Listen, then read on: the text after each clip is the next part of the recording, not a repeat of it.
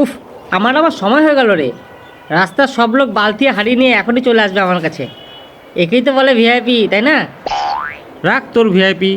সারাদিন তো মাত্র 2-1 বার জল আসে, তাও তো তুই নিজেও জানিস না কখন আসে কখন যায়।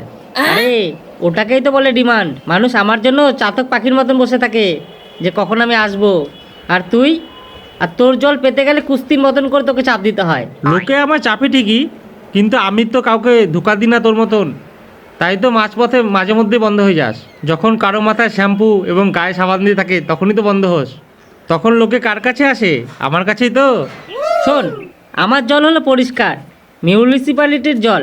তুই তো সেই লোহা মিশানো জল দিস, তাই না? ওতে সাদা কাপড় কাচতে গেলে সাদা কাপড়ের রঙই চেঞ্জ হয়ে যায়। ওরে ভাই, লোডশেডিং হলে তো তোর পাম্পই চলে না, সেটা ভুলে যাচ্ছিস নাকি? লোডশেডিং হলে যে তোর পেটে জল থাকে না। কারেন্ট থাকুক আর না থাকুক, আমার জল সবসময় পাবে। এই তো জল চলে এসছে, এবার দেখিস কত লোকে হুড়োহুড়ি করে আমার কাছে আসে। আরে আরে, এখনই তো জলটা আসলো, বন্ধ কেন হয়ে গেল? এ কি কি? বুঝলি তো, মুখ ফুটে কিছু বলার আগেই তো তোর গ্যাস বের হয়ে গেল। এবার কি দিবি সবাইকে? সবাই তো এখনই আসবে বালতি আর হাঁড়ি নিয়ে। খুবই তো বলছিলি, আমরা যতই ঝগড়া করি না কেন, বাঙালির বাড়ির পেছনে আর রাস্তার মোড়ে আমরা যদি না থাকি আপনাদের কিন্তু কারোই চলবে না, তাই না?